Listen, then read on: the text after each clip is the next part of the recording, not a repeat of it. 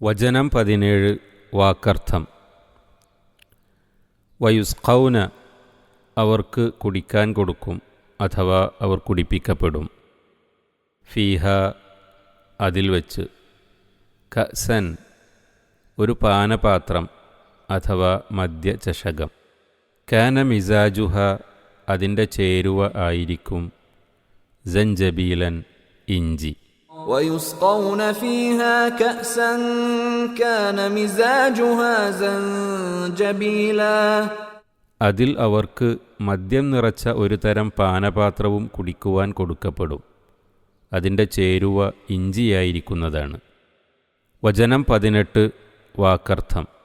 ഐനൻ അതായത് ഒരു ഉറവ്, ഫീഹ അതിലുള്ള, തുസമ്മ അതിന് പേര് പറയപ്പെടും സൽസബീലൻ സൽസബീൽ എന്ന്. عينا فيها تسمى سلسبيلا അതായത് സൽസബീൽ എന്ന് പേരു പറയപ്പെടുന്ന അതിലെ ഒരു ഉറവ് ജലം. വചനം 19 വാക്കർത്ഥം.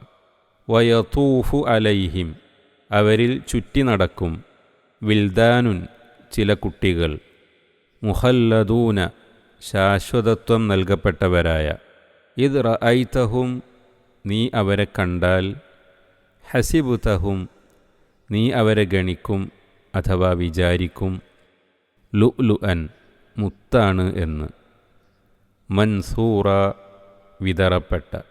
ويطوف عليهم ولدان مخلدون إذا رأيتهم حسبتهم لؤلؤا منثورا ശാശ്വതമായ നവത്വജീവിതം നൽകപ്പെട്ടവരായ ചില കുട്ടികൾ അവരിലൂടെ ചുറ്റി നടന്നുകൊണ്ടുമിരിക്കും. അവരെ നീ കണ്ടാൽ വിതറിയിടപ്പെട്ട മുത്തുകളാണ് അവരെന്ന് നീ വിചാരിക്കുന്നതാണ്. വചനം 20 വാക്കർത്ഥം.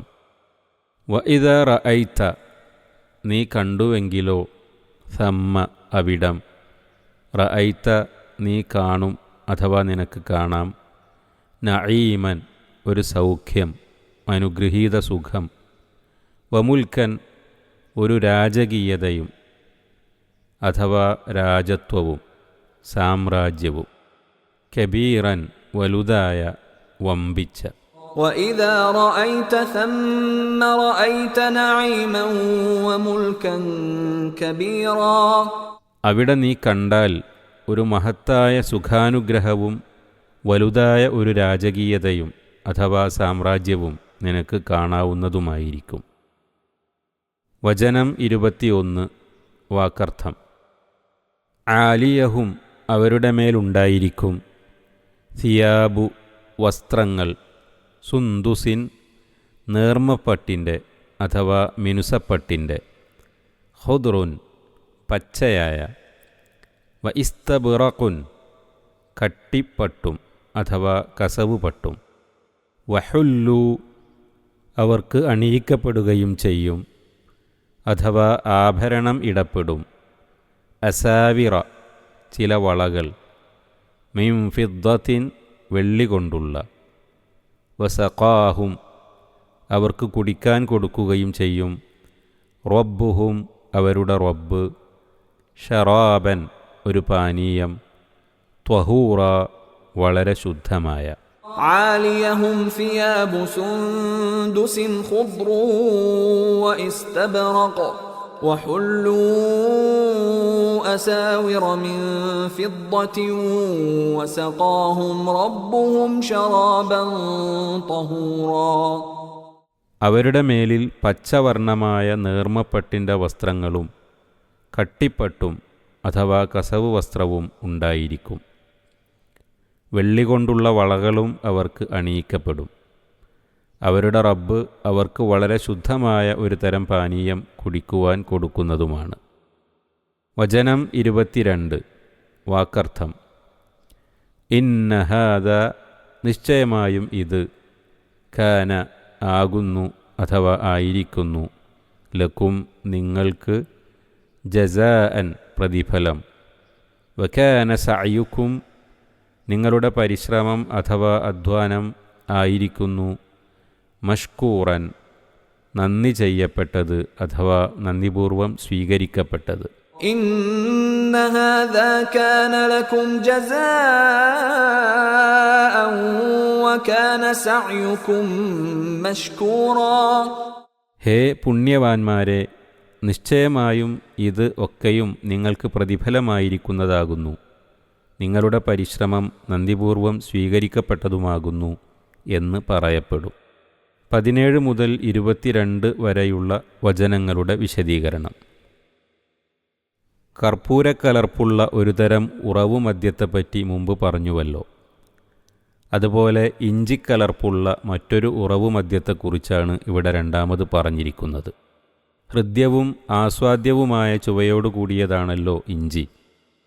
അറബികൾ ഇഞ്ചിരസത്തെപ്പറ്റി വളരെ പുകഴ്ത്തി പറയാറുള്ളതുമാണ്. സൽസബീൽ എന്ന് അള്ളാഹു ഉറവുജലത്തിന് നാമകരണം ചെയ്തിരിക്കുന്നുവെന്നല്ലാതെ ആ വാക്കിൻ്റെ അർത്ഥം എന്താണെന്ന് തിട്ടമായി നമുക്കറിഞ്ഞുകൂടാ. അറബി ഭാഷയിൽ സാധാരണ കാണപ്പെടാറില്ലാത്ത ഒരു പദമാണത്. ഖുർആനിലല്ലാതെ ആ വാക്ക് കണ്ടിട്ടില്ലെന്നുപോലും ചില മഹാന്മാർ പ്രസ്താവിച്ചിരിക്കുന്നു. സ്വർഗസ്ഥരായ ആളുകൾക്ക് പാനീയങ്ങളുമായി ഉപചാര സേവനം നടത്തുന്ന ബാലന്മാരെപ്പറ്റി മുഹല്ലദൂൻ, ശാശ്വത ജീവിതം നൽകപ്പെട്ടവർ എന്ന് വിശേഷിപ്പിച്ചതിൽ നിന്ന് അവരുടെ കൗമാര നവത്വത്തിന് ഒരു കാലത്തും കോട്ടം തട്ടുകയില്ലെന്ന് മനസ്സിലാക്കാം. മുത്തുവിതറിയ പോലെ എന്ന ഉപമ അവരുടെ കൗതുകവും ഭംഗിയും വടിവും ഉദാഹരിക്കുന്നു. കൂടാതെ അവരുടെ എണ്ണത്തിൻ്റെ ആധിക്യവും അത് സൂചിപ്പിക്കുന്നുണ്ട്. ചില പ്രത്യേക പാനീയങ്ങളെപ്പറ്റി പ്രസ്താവിച്ച ശേഷം 21-ാം വചനത്തിൽ റബ്ബ് അവർക്ക് വളരെ ശുദ്ധമായ ഒരു പാനീയം നൽകുമെന്ന് വീണ്ടും ഉണർത്തിയത് ശ്രദ്ധേയമാണ്. അത് അവരുടെ മനസ്സിനും ശരീരത്തിനും സ്വഭാവങ്ങൾക്കുമെല്ലാം തന്നെ കൂടുതൽ പരിശുദ്ധി നൽകുന്ന മറ്റൊരു അനുഗ്രഹീത പാനീയമായിരിക്കാമെന്ന് ചില മഹാന്മാർ പറഞ്ഞു കാണുന്നു. അല്ലാഹു ആലം. സന്ദർഭമനുസരിച്ച് ചിലപ്പോഴെല്ലാം ഇതിനു മുമ്പ് നാം ചൂണ്ടിക്കാട്ടിയിട്ടുള്ള ചില സംഗതികൾ ഇവിടെ വീണ്ടും അനുസ്മരിക്കുന്നത് അസ്ഥാനത്തായിരിക്കയില്ല. സ്വർഗീയ ജീവിതത്തെയും അതിലെ വിഭവങ്ങളെയും കുറിച്ച് ഖുർആനിലോ ഹദീസിലോ വല്ലതും പറയുമ്പോൾ നരകത്തെ സംബന്ധിച്ചും അതുപോലെ തന്നെ ഉപയോഗിച്ച പദങ്ങളെയും ആ പദങ്ങളുടെ ഭാഷാർത്ഥത്തെയും മാത്രം നോക്കി അവയെപ്പറ്റി അനുമാനം നടത്തിക്കൂടാത്തതാകുന്നു. കാരണം ഒന്നാമതായി പരലോക സംബന്ധമായ കാര്യങ്ങളെല്ലാം തന്നെ നമ്മുടെ അറിവിനും അനുമാനത്തിനും അതീതമായവയും നമുക്ക് അപരിചിതങ്ങളുമായിരിക്കും. മരണശേഷം അനുഭവത്തിൽ കാണുമ്പോഴല്ലാതെ അവയുടെ സാക്ഷാൽ രൂപത്തിൽ അവയെ മനസ്സിലാക്കുവാൻ നമുക്കൊരിക്കലും കഴിയില്ല. രണ്ടാമതായി നമുക്ക് സുപരിചിതമായ ഭാഷയിലൂടെയും പ്രയോഗങ്ങളിലൂടെയുമല്ലാതെ ഏത് കാര്യവും നമുക്ക് വിവരിച്ചു തരുവാൻ നിവൃത്തിയില്ല. അഥവാ അവയുടെ യഥാർത്ഥ രൂപത്തിൽ അവയെപ്പറ്റി വ്യവഹരിക്കുന്ന മറ്റു വല്ല അപരിചിത വാക്കുകൾ മുഖേനയും നമ്മോട് സംസാരിച്ചിട്ട് കാര്യമില്ല. ആകയാൽ നമുക്കറിയാവുന്ന വാക്കുകളിൽ നമ്മെ പരിചയപ്പെടുത്തുവാനേ നിവൃത്തിയുള്ളൂ.